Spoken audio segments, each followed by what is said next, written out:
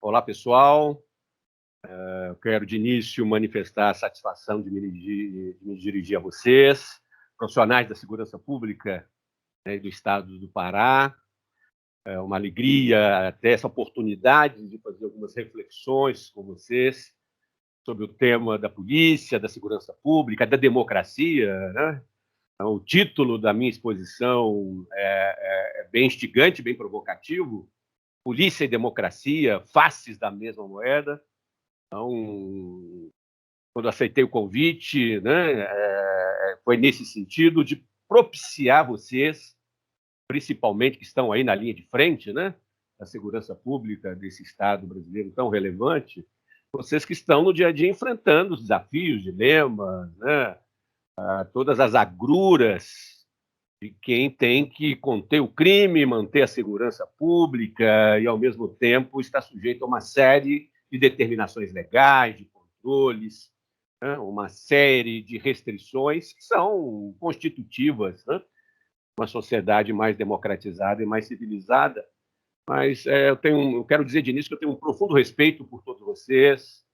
A minha inserção aqui em Minas Gerais como pesquisador dessa área foi muito nesse sentido. Também tenho uma trajetória como secretário de Estado de Segurança aqui de Estado, né? Fui também secretário municipal de segurança no município aqui da região metropolitana de Belo Horizonte.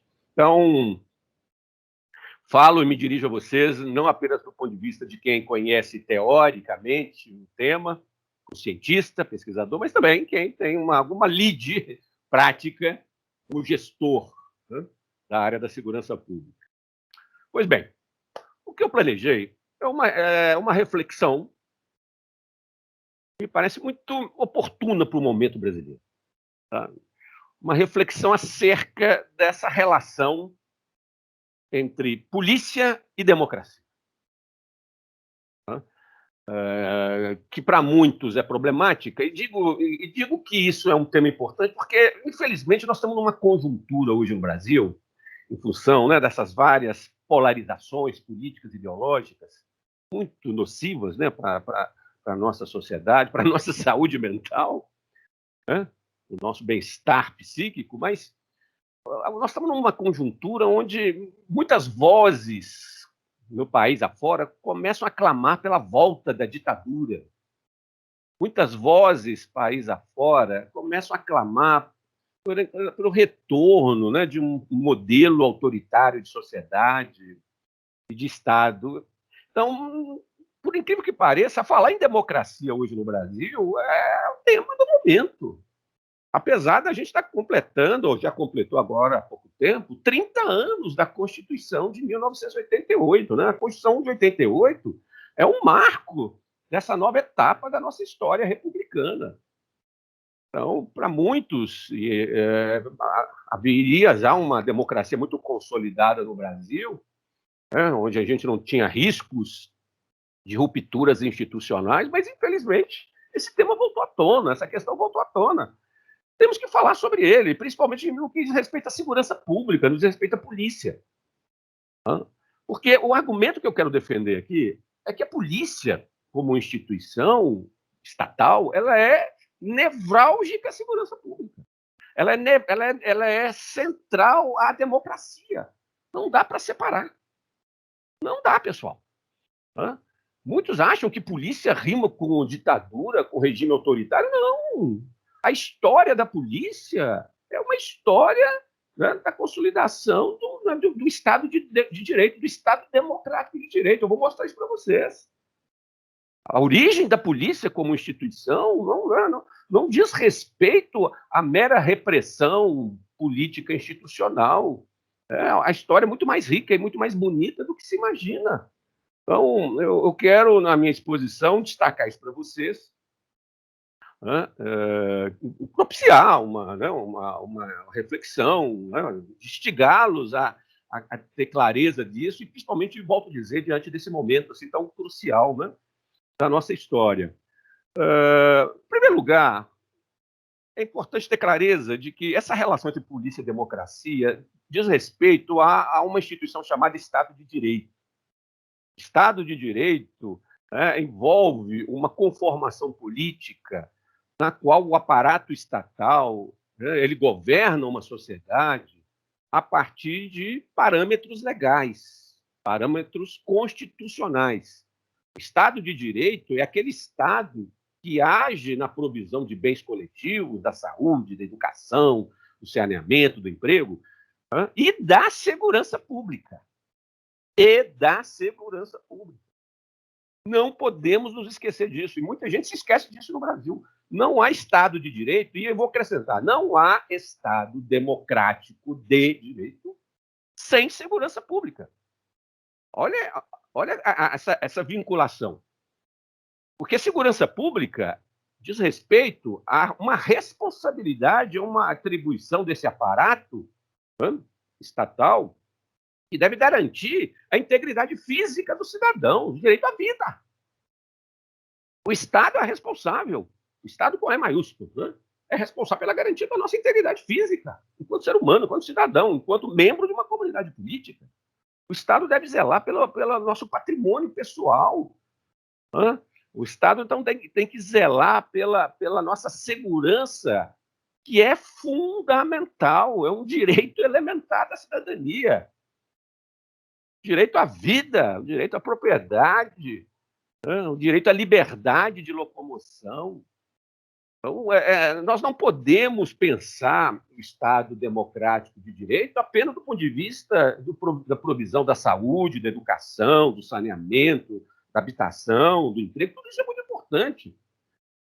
Mas muita gente esquece que sem segurança não há outros bens coletivos. Segurança é, talvez, um alicerce fundamental, porque não há sociedade democrática e civilizada que vive com medo, que vive na insegurança. A insegurança, o sentimento de medo, se ele se dissemina muito numa sociedade, o medo de se morrer, de ser assassinado, o medo de ser assaltado, o medo de ser estuprado, o medo de ter um parente, um amigo, um familiar, vítima de uma violência, esse medo ele é uma erva daninha. Se ele cresce, ele contamina as relações sociais, ele cria disrupções na família, na rua, na cidade, ele deslegitima a democracia. A democracia ela não pode se sustentar no medo da insegurança. O Estado de Direito não pode se sustentar no medo. Ele tem que se sustentar no sentimento de segurança. E o Estado é que tem que prover essa segurança. É o Estado, o aparato estatal, o principal responsável por garantir esse bem coletivo, não é um bem individual. Muito importante que a gente tenha clareza disso. E a segurança não é uma responsabilidade de cada um de nós, não. Apesar de termos coparticipação nisso, como está previsto no artigo 144 da Constituição Federal, isso está escrito lá, mas quem tem que prover segurança é o Estado, e através da polícia. Não só da polícia, óbvio. Polícia, você tem guarda municipal, você tem polícia penal, o corpo de bombeiros é fundamental nesse processo, né? Ministério Público, Judiciário, Sistema Prisional. Né? Nós temos todo um aparato organizacional estatal que é o grande, né? o grande locus, né, de prover essa segurança, esse bem coletivo. Mas eu quero destacar a importância da polícia nisso. Né? A polícia é talvez a ponta mais clara da presença estatal na provisão da segurança. A polícia é que está no nosso cotidiano, no patrulhamento ostensivo, na investigação criminal. Então, não há como imaginar segurança pública sem polícia. Se não há como imaginar segurança pública sem polícia, não há como imaginar democracia sem polícia. Percebe? E o fenômeno é interessante, pessoal, porque isso alguém pode dizer, mas o professor só está filosofando. Não, isso não é uma mera filosofia. Isso não é mero achismo de um certo ponto de vista, não é uma mera especulação valorativa, pessoal. Porque se a gente reconstituir a história do surgimento da polícia, não sei se vocês sabem, né, ou já estudaram isso, mas é muito interessante. Como é que a gente entende como é que surgiu a polícia no mundo ocidental? A polícia é uma organização estatal nova, relativamente jovem na história da humanidade. Polícia como organização estatal profissionalizada, como a gente entende, hã, capacitada para tal, ela tem 200 anos, isso é muito. A polícia como organização do Estado, composta de profissionais recrutados, treinados, instrumentalizados para o uso da força física, através da arma de fogo em boa medida, a capacidade, né, de patrulhar, prevenir, prender, investigar. Essas atribuições elas foram constituídas desde o final do século XVIII e ao longo do século XIX. A começar na França, né, com implicações na Inglaterra, depois, ao longo do século XIX, outras sociedades ocidentais foram incorporando esse modelo, os Estados Unidos, o Brasil, né, as polícias militares brasileiras começam a se constituir, principalmente também no decurso do século XIX, as forças públicas, né, como eram chamadas.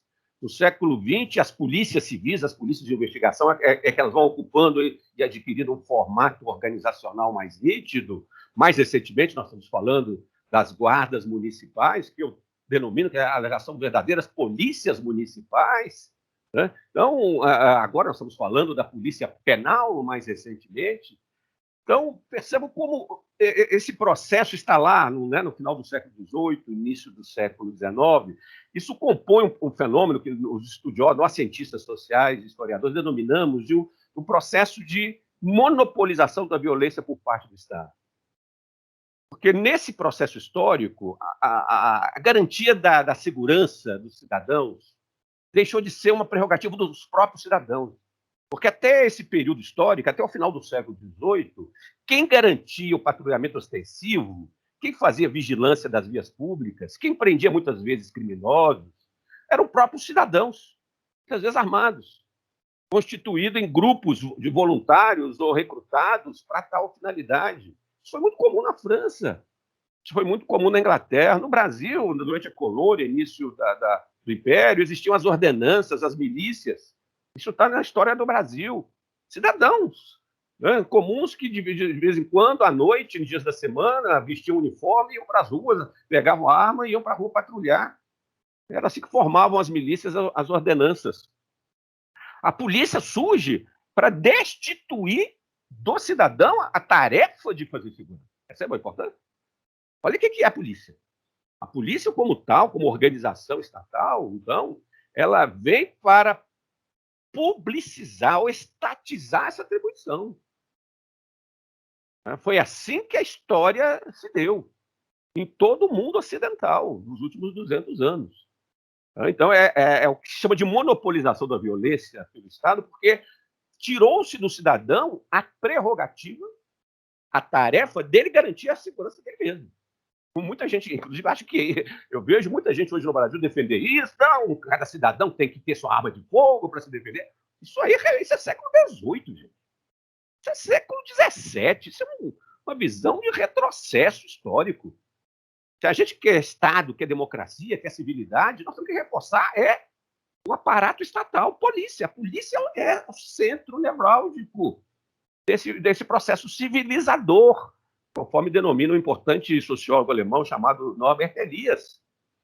Então, a partir dessa monopolização, significa que o aparato estatal, através da polícia, é que vai andar armado. É o aparato estatal, através da polícia, que vai poder fazer uso da força para patrulhar, para prender, em algumas medidas, em alguns momentos até confrontar e até matar, sim, em função de alguma situação ou outra. Essas possibilidades passaram a ser incluídas, né, no ordenamento jurídico, né, do Estado de Direito ocidental. Então, olha a importância da polícia, olha como é que ela vai surgindo historicamente. O Brasil é parte disso, tanto no âmbito, vamos dizer, da polícia militar, da polícia civil, agora das guardas municipais, e volta e meia da polícia penal. Né?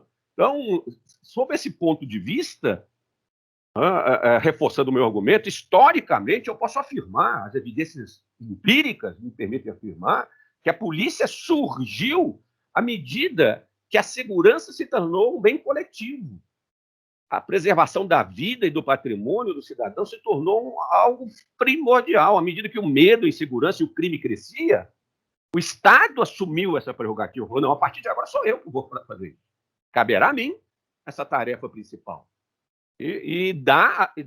Define essa atribuição nas mãos, em boa medida, da polícia, mas também complementada pelo aparato judicial, pelo aparato prisional. É isso que compõe, o que a gente chama, né, do sistema de segurança pública, do sistema de justiça criminal. Né? Então, nessa reconstituição histórica e sociológica, reafirma o argumento que não há como garantir a preservação da vida, preservação dos patrimônios, né? Não há como garantir o sentimento de segurança, né, do cidadão, senão que não seja por uma polícia atuante, por uma polícia eficiente. Então, a polícia não é, a priori, uma organização da repressão, ao sentido do termo. Né? A polícia não é uma organização, a priori, de estados autoritários, ditatoriais. Ao contrário, estados ditatoriais e autoritários, totalitários, a polícia é mal utilizada. Isso está na história do Brasil, isso está na história de vários outros países. Mas nas democracias, as polícias elas são fundamentais, elas são organizações que envolvem a cidadania. Nas democracias, as polícias tendem a ser respeitadas, ou buscam, ou deveriam buscar ser respeitadas, nós vamos falar um pouco mais sobre isso. As polícias elas são integrantes do cotidiano das pessoas. Olha a importância dessa atividade profissional. Olha a importância dessa atividade para a integridade de uma vida coletiva. Então, vocês têm que ter muito orgulho da missão que vocês exercem, da missão que vocês cumprem, né, na sociedade brasileira. E essa missão não é de justiceiro, aí que nós vamos ter que falar sobre isso. Essa missão não é que vai fazer justiça com as próprias mãos. Não é nada disso. Tem muita gente que acha que é isso, né? Que garantir segurança, que combater o crime, ir para o enfrentamento com o crime, aquela máxima que ainda pervade a sociedade brasileira, de que bandido bom é bandido morto.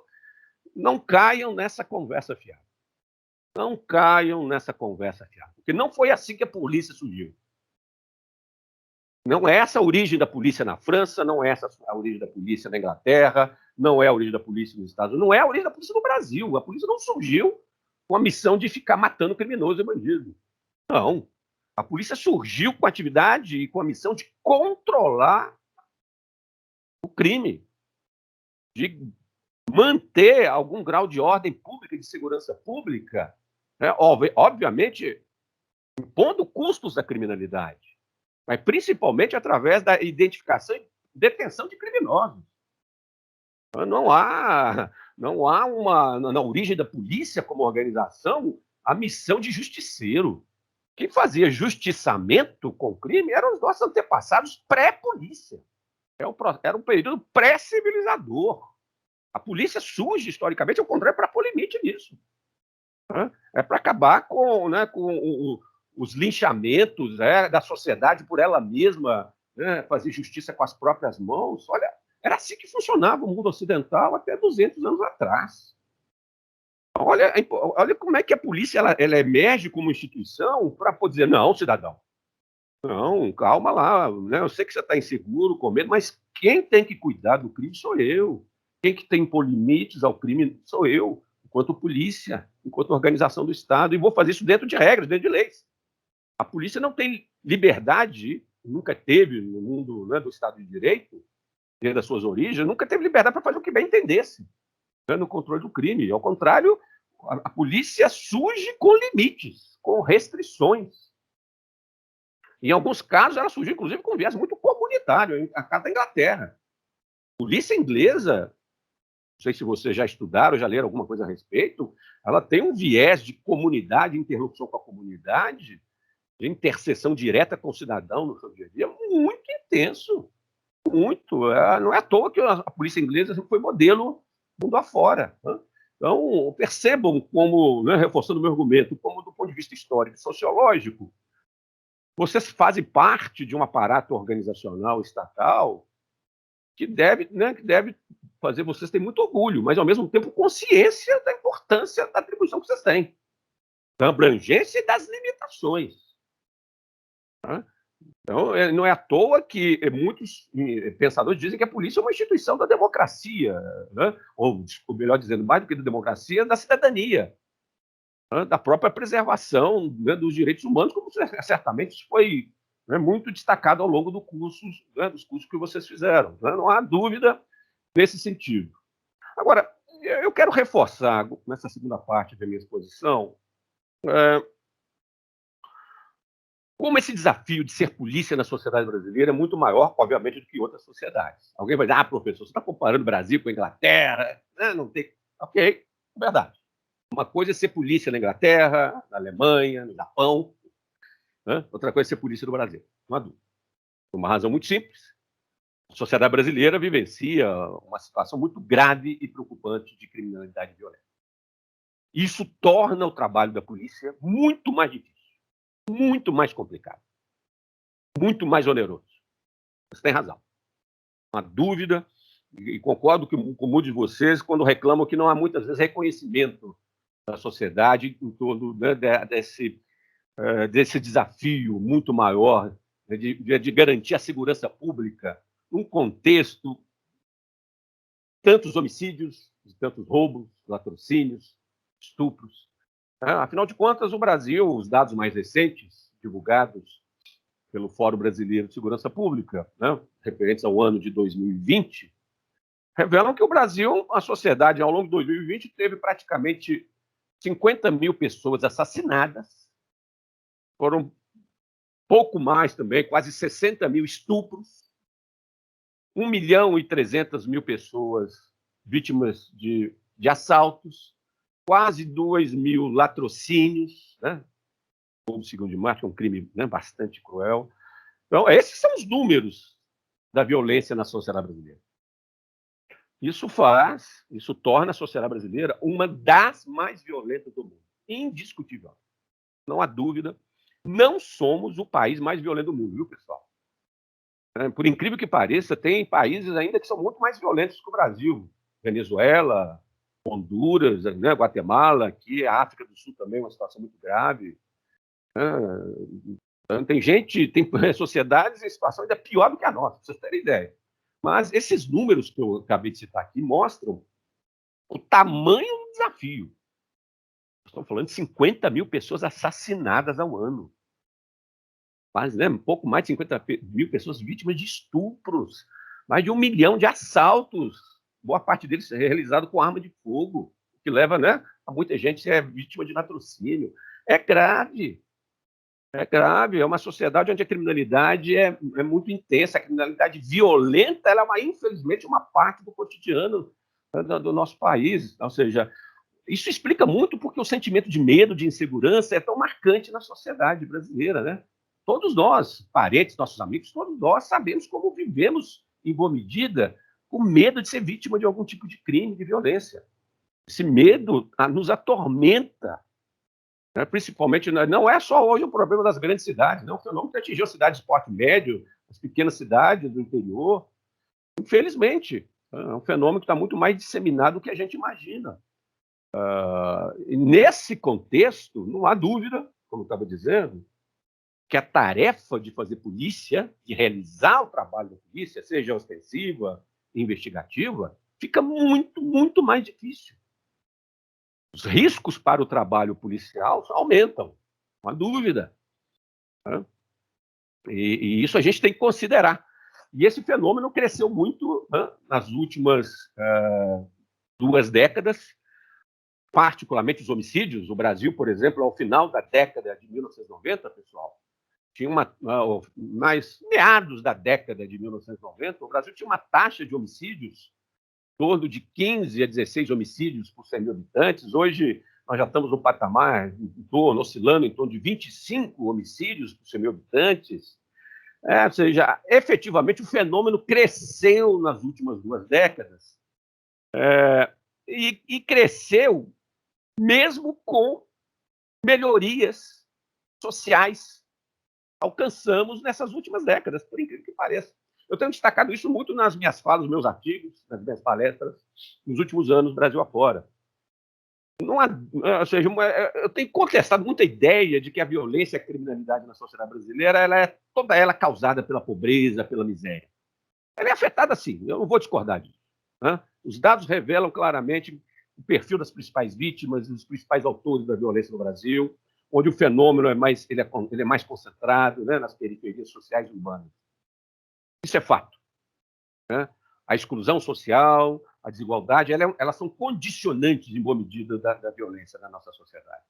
Agora, elas não são causas, não são determinantes, outros fatores estão atuando. Nós temos que considerar isso, se a gente quiser diminuir o problema. Se a gente quiser efetivamente nos tornarmos uma sociedade mais civilizada, mais justa, menos desigual, nós temos que reduzir a violência no país. Não podemos achar natural esse tamanho dessa incidência criminal todos os anos. A gente não pode achar natural 50 mil pessoas assassinadas todos os anos, gente. Isso é um absurdo. Isso é intolerável, isso é inadmissível.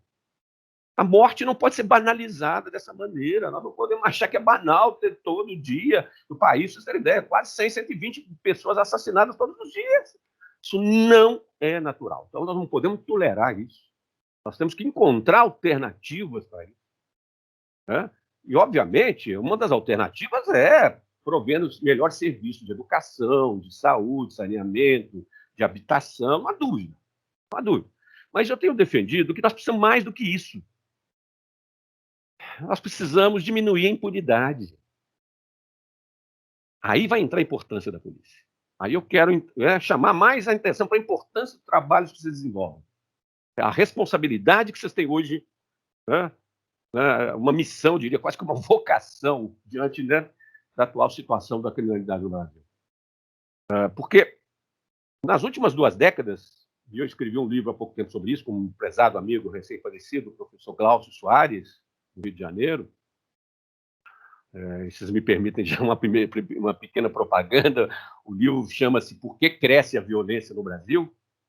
Esse é o livro que nós escrevemos, e eu vou reforçar o argumento que nós defendemos nesse livro. Para além das questões socioeconômicas, o Estado brasileiro com E maiúsculo, Estado polícia, Estado justiça, Estado prisão, ele é frágil, ele é fraco, ele é ineficiente. O problema da impunidade no Brasil gera, sim, crime, fomenta crime. À medida que o Estado, com E maiúsculo, não consegue identificar os criminosos e punir os criminosos que matam, os que estupram, os que, né, cometem crimes graves, os que roubam, os que cometem corrupção, à medida que o Estado, com E maiúsculo, não identifica e não pune, e não põe na cadeia, isso retroalimenta o crime. O crime vive muito da impunidade, sim. E o problema maior da impunidade no Brasil, pessoal, não é propriamente a severidade da lei. O problema nosso maior não é lei penal, não. Nós temos muita lei, viu? Muita lei. Estava discutindo esse assunto outro dia com meus alunos da Polícia Militar aqui de Minas Gerais. Eu dou aula para tanto os capitães como para os oficiais superiores. Estávamos discutindo, eu falei, deixando claro, olha, se alguém acha que o problema do Brasil é Código Penal, está errado. O problema nosso não é Código Penal, não. Não é pena de morte, não. Nosso maior problema é o baixo grau de certeza da punição, estar na ineficiência do patrulhamento ostensivo. E aí, vocês vão me permitir ser sincero. As polícias militares, de maneira geral, no Brasil, fazem patrulhamentos muito aleatórios, muito ineficientes. A capacidade preventiva da polícia é baixa. A investigação criminal no Brasil, gente, é um problemão. A taxa de esclarecimento de crime, de homicídio, de roubos no Brasil é baixíssima. Baixíssima. A morosidade da justiça. Estudos têm revelado que, em média, demora 7 anos para se julgar um homicídio pelas varas do Tribunal do Júri. Isso é impunidade. E o sistema prisional? O que dizer do sistema prisional brasileiro? O que dizer do sistema socioeducativo, infelizmente, né, que envolve os adolescentes infratores? Então, superlotado, com vários problemas, né, de carências, de escassez de recursos. O crime dentro da prisão hoje está relacionado ao crime fora da prisão, as facções criminosas estão surgindo dentro das prisões, principalmente né, aí nos estados do Norte e Nordeste do Brasil, eles estão enfrentando essa situação que é muito grave. Então, percebam que o argumento é: nós temos um grande desafio, que é reduzir a impunidade, para reduzir o crime. E para reduzir a impunidade, nós precisamos melhorar a eficiência do aparato estatal. Nós precisamos aumentar a certeza da punição. E, para isso, precisamos melhorar todo o sistema de segurança. Perceba, hein? Eu não estou dizendo que o problema é só a polícia. Não me interpretem mal. Eu não estou dizendo isso. Olha, eu vou reforçar o argumento. O problema está no mau funcionamento de todo esse aparato, da Polícia Militar, da Polícia Civil, do Judiciário, do Ministério Público, sistema prisional, sistema socioeducativo. Todo esse aparato é desarticulado entre si. Raramente conversa entre si, raramente trabalha de forma integrada, cooperada. Eu denomino isso de que esse sistema ele é frouxamente articulado. É a expressão que eu uso nas minhas obras, nos meus estudos. Essa frouxa articulação, essa disjunção, essa conflitualidade. É cada um batendo cabeça, é cada um no seu quadrado. Então, isso é ruim, isso gera ineficiência. Quem ganha com isso é a criminalidade, é o crime organizado, são as facções criminosas, é a corrupção. Todos esses criminosos se beneficiam, né, desse aparato estatal completamente que bate cabeça o tempo inteiro. Então, se a gente quer mudar essa realidade, nós precisamos pôr ordem na casa, precisamos trabalhar de minimamente integrados. Precisamos ter uma política de segurança pública minimamente articulada. E a polícia é fundamental. E aí eu vou me concentrar, se vocês me permitem, na importância que a polícia tem, seja no âmbito do patrulhamento ostensivo, seja da investigação criminal.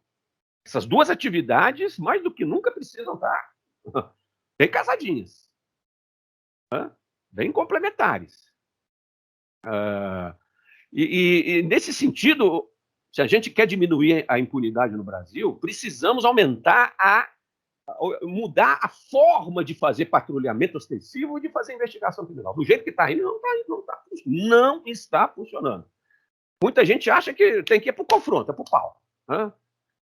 Morre um lá, morre outro cá, como se o modelo de polícia do Rio de Janeiro fosse o modelo do Brasil. Me desculpem a sinceridade. Me desculpem a sinceridade.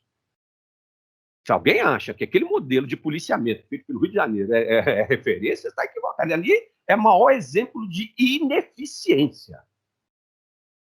Ali é o maior exemplo de como não fazer polícia no bom sentido do termo, com competência, na capacidade de prevenir e reprimir o crime.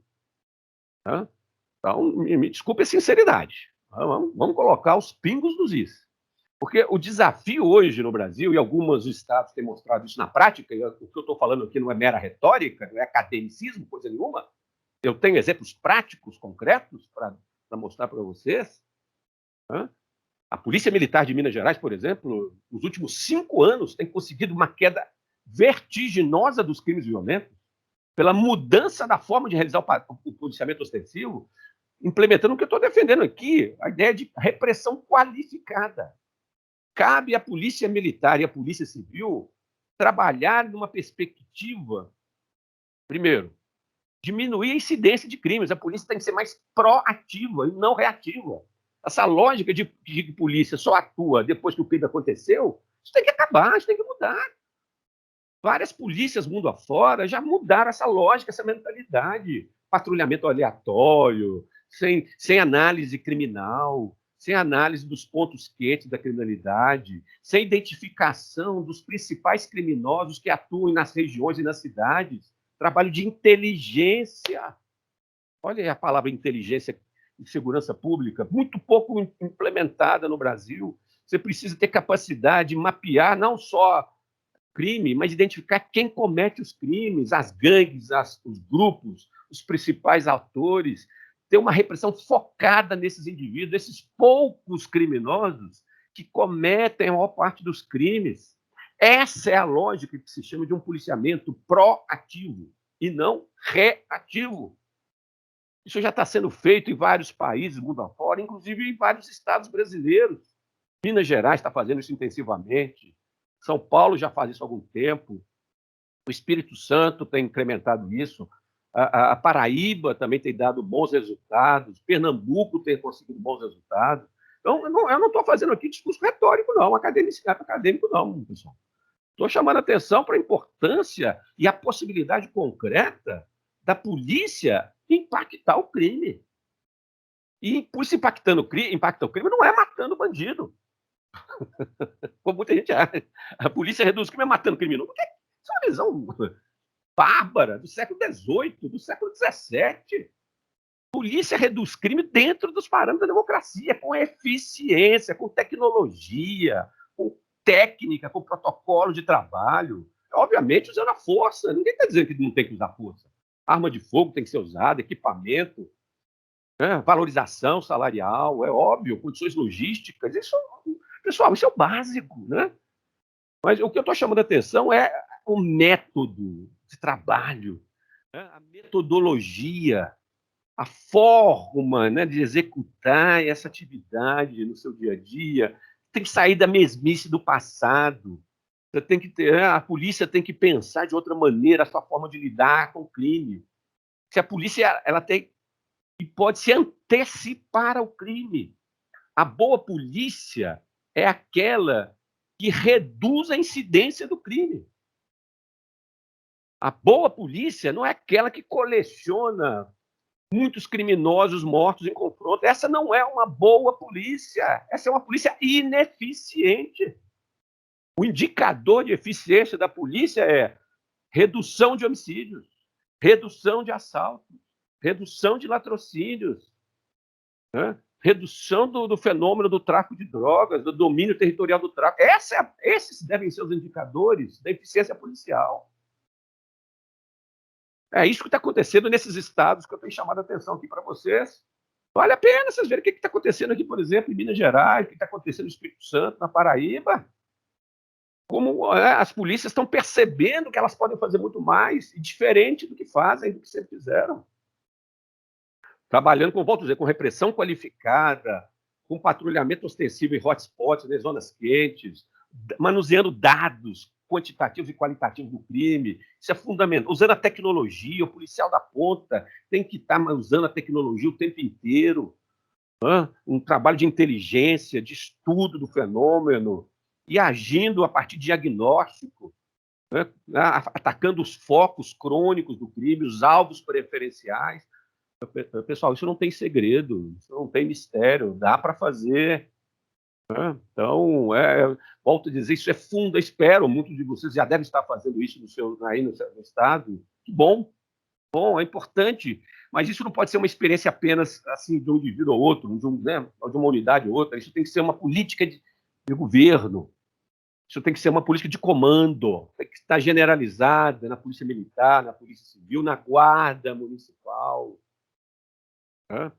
Essas organizações todas têm que estar muito bem sintonizadas e sincronizadas nesse trabalho. Outro aspecto, e aí já vou caminhando para o final da minha exposição. Essa polícia, esse desafio de ser polícia no Brasil, então, eu estou chamando a atenção, se a gente quiser reduzir a violência no Brasil, nós precisamos reduzir a impunidade. Para reduzir a impunidade, nós precisamos melhorar as prisões, precisamos diminuir a morosidade da justiça, a justiça tem que ser mais rápida, mais célere, mais efetiva, e a polícia tem que ser mais eficiente na prevenção ao crime. É isso que eu estou destacando. Então, envolve tecnologia, método, técnica, inteligência, proatividade, mas envolve confiança da população. Isso é fundamental. Não há polícia eficiente no mundo. Desafio algum de vocês me mostrar alguma polícia que seja eficiente mundo afora, ou na história, que não tenha conquistado a confiança da população. Confiança dos moradores, onde você patrulha, da cidade, dos comerciantes, empresários, das pessoas comuns, dependente da classe social.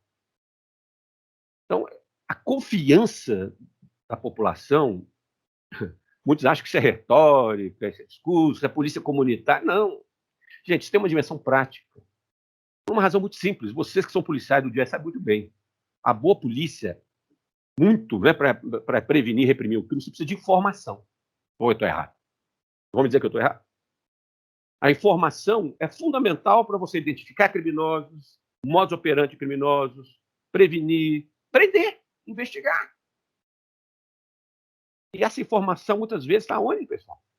No cidadão, na cidadania, na sociedade, no bairro, no dono do boteco da esquina, né? Muitas vezes ali no morador de rua, no cidadão, na Dona Maria, não sei. A informação está ali. Como é que você vai obter essa informação? Precisa do respeito das pessoas, as pessoas precisam confiar na polícia. A polícia não pode ser temida. Ela tem que ser temida pelo crime, é óbvio. Ela não, a polícia tem que ser temida pela criminalidade, mas temida e respeitada pela cidadania, pelo cidadão, pessoas mais simples e comuns. A boa polícia, ela é respeitada e não temida. A polícia, numa sociedade democrática e civilizada, não pode viver à base do medo, né, das pessoas, né, do constrangimento, daquela ostensividade da força. Tem muita gente que acha que a polícia tem que se patrulhar com aqueles armas de grosso calibre para fora, ostentando, né, com cara feia para a cidadania, como se aquilo ali fosse a forma mais adequada de ser polícia. Meu Deus. Meu Deus. É. Isso não quer dizer que a polícia tem que ser frouxa e mole, não é nada disso, não é nada disso que eu estou falando. A polícia tem que ser dura, firme, viril, ela tem que fazer uso da força quando necessário, ela tem que ser capaz de enfrentar o crime muitas vezes, inevitável, sabemos disso. Agora, a polícia, o policial no seu dia a dia, ele tem que ter uma capacidade de interlocução com o cidadão, com a pessoa, com as pessoas do dia a dia, com os moradores, principalmente das periferias urbanas. Os moradores das periferias, das regiões mais pobres, carecem disso, necessitam dessa presença do Estado. Vocês são, em boa medida, muitas vezes, a única presença do Estado nessas comunidades. Do Estado é maiúsculo, né?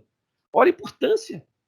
Precisa de uma polícia de interlocução, de diálogo, de respeito, né? Então, que sabe dosar o uso da força quando necessário, que tem protocolos técnicos de uso progressivo da força. Essa é a polícia que nós estamos precisando no Brasil.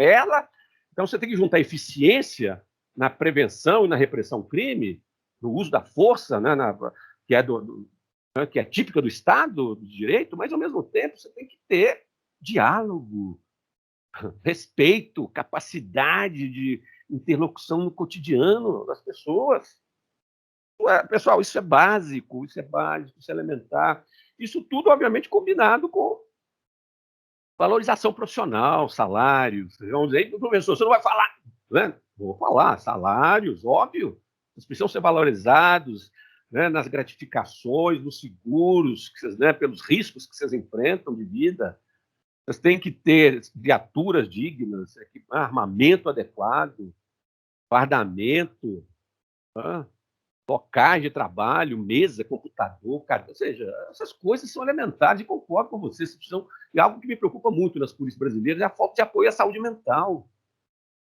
O tema do suicídio entre policiais, a gente não discute isso muito no Brasil, não, gente, mas eu me preocupa muito. Muitos policiais são afastados do trabalho por problemas, né, de estresse, de ansiedade, porque o trabalho é estressante. O trabalho de vocês é muito estressante. Né? E eu sinto que falta isso em boa parte das polícias brasileiras, tanto civis, municipais, as guardas municipais, as polícias penais estão começando agora. O cuidado com a saúde mental do profissional, gente, meu Deus, isso é muito importante. A qualidade do serviço que você presta depende muito da sua autoestima, né? De como é que você está de cabeça. Isso não é coisa de louco, não. Falta políticas públicas mais consistentes para isso. Eu sou um defensor, né, de que todas as polícias brasileiras tenham segmentos de acompanhamento psicológico dos seus profissionais, e deem suporte a eles e suas famílias. Isso é fundamental e concordo. Isso deve compor, então, todo um arsenal de medidas para melhorar a qualidade, a eficiência do trabalho profissional, dentro dos parâmetros da democracia, da lei. Se a gente faz isso bem, pessoal, o crime cai. Se a gente conseguir fazer isso em grande escala, Brasil afora, a gente conseguiria, nos próximos anos, nas próximas décadas, uma redução substantiva dos homicídios, dos roubos, dos latrocínios. Eu não tenho dúvida em torno disso. Então, nós precisamos fazer de uma maneira mais sistematizada, em âmbito estadual, e âmbito federal. Por isso que nós carecemos hoje de uma política nacional de segurança pública, capitaneada pelo governo federal, para articular estados e municípios. Precisamos fazer valer o Sistema Único de Segurança Pública, o SUS, que tem lei, né? Temos uma lei. Nós precisamos colocar essa lei em prática. Se a gente faz esse Sistema Único de Segurança Pública funcionar mais azeitado, o crime cai. O crime reduz, a violência diminui, nós vamos ter um Brasil muito melhor. Por isso que, né, percebam que reforça o meu argumento de que a melhor maneira de garantir segurança pública é dentro dos parâmetros da democracia. A eficiência é possível. Nós não precisamos cair nessa conversa fiada de que a única maneira de enfrentar o crime é através do enfrentamento. Ninguém ganha com isso. Morrem gente cá, morrem policiais, cidadãos inocentes morrem, balas perdidas. Isso ninguém ganha com isso. Isso é ineficiente. Isso não funciona, isso não reduz crime. O Rio de Janeiro, de novo, é um exemplo de como não fazer polícia na segurança pública. E, para finalizar, um aspecto, um tema que me preocupa, a boa polícia, a polícia eficiente, ela não pode incorrer na tentação de fazer uma opção política ideológica, seja a esquerda, seja a direita. Polícia não está a serviço de nenhum partido político, de nenhuma ideologia política.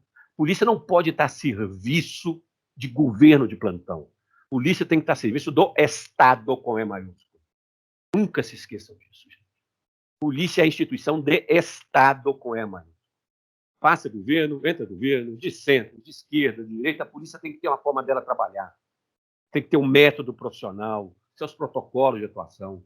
Ela não pode se deixar levar pelas tentações de um governo A ou governo B, né, ideológica, de convencimento ideológico, como se a polícia tivesse que incorporar uma bandeira ideológica. Não pode. Isso é um risco enorme. A polícia, como tal, ela não pode ter bandeira, cor ideológica, de direita nem de esquerda. Ela tem que ser Estado, ela tem que ser lei, ela tem que ser eficiência. Isso não quer dizer que o policial não pode fazer suas opções como cidadão. Pode. Cada policial, como cidadão, faz suas escolhas, seus votos. Vocês podem ingressar na política, concorrer, não tem problema. O que eu estou chamando a atenção é a instituição, a organização policial, como um todo, abraçar uma causa ideológica, abraçar um viés ideológico. Por que eu estou destacando isso? Porque o Brasil hoje está pautado por isso. Nós estamos vivendo uma polarização perigosíssima. E as polícias, os policiais brasileiros estão sendo chamados para se posicionarem. Não caiam nesse canto da sereia. Mais do que nunca, é fundamental que os policiais preservem a sua identidade, sua autonomia. A polícia tem que cada vez mais construir uma autonomia institucional para não ser vulnerável ao clientelismo dos políticos. As polícias têm que criar um anteparo, uma impermeabilidade para que essas tentações, essas cooptações não se façam presentes. As boas polícias, tanto no Brasil como no mundo afora, elas conseguem ter uma integridade, uma noção de autonomia, uma noção de neutralidade ideológica. Isso é fundamental se a gente quiser eficiência no controle do crime, se a gente quiser, né, reduzir a impunidade no Brasil. Porque se a polícia ficar muito vulnerável a essas conjunturas ideológicas, como nós estamos vivendo hoje, meu Deus, colocamos em risco a própria democracia. Colocamos em risco a própria democracia. E é isso que a gente não quer. Espero que também não seja isso que vocês queiram. A gente quer construir um país civilizado, sério, digno, justo. Não é isso que a gente quer, pessoal. Não é isso? Um país, né, sem corrupção, com pouca, né, com a gente controlando, com violência controlada, com pobreza diminuída, sem miséria, sem fome. Não é isso que a gente quer, meu Deus. Nós todos queremos as mesmas coisas. Mas a gente só consegue isso na democracia. Nunca na ditadura. A ditadura nunca faz bem para ninguém. Não caiam nessa conversa fiada. A ditadura não faz bem para ninguém. Nós precisamos da democracia, consolidar, aperfeiçoar, corrigir os erros. E se a gente quer aperfeiçoar a democracia e construir uma sociedade justa, mais do que nunca, precisamos da polícia. Precisamos de uma boa polícia. eficiente, proativa, competente, forte, firme, viril, sim, mas dentro da lei, com inteligência, valorizada. Isso não é sonho, pessoal. Isso é possível. É possível, eu estou convencido, é possível. Né? E isso pode ser realizado, mas nós precisamos acreditar. Seja quem comanda, mas quem está lá na ponta também. Não é uma questão apenas de elite, de quem tem poder. Essa convicção tem que estar espraiada em todas as posições hierárquicas que compõem a organização policial. Era isso que eu tinha planejado. Espero que eu tenha provocado uma reflexão, tenha agregado algum conhecimento a vocês. Mais uma vez, muito, muito obrigado pela atenção. Mais uma vez, parabéns pelo trabalho que vocês realizam. Vocês têm o meu profundo respeito. Tenho um profundo respeito pelas polícias, pelos policiais. E, ao mesmo tempo, dizendo, vocês têm uma grande responsabilidade. Uma grande responsabilidade. Né? E por isso que eu só visualizo um Brasil melhor do ponto de vista da segurança pública com a valorização e a melhor competência das polícias, né, na prevenção e na repressão ao crime. Era isso. Grande abraço a todos vocês. Até uma próxima oportunidade. É isso. Valeu.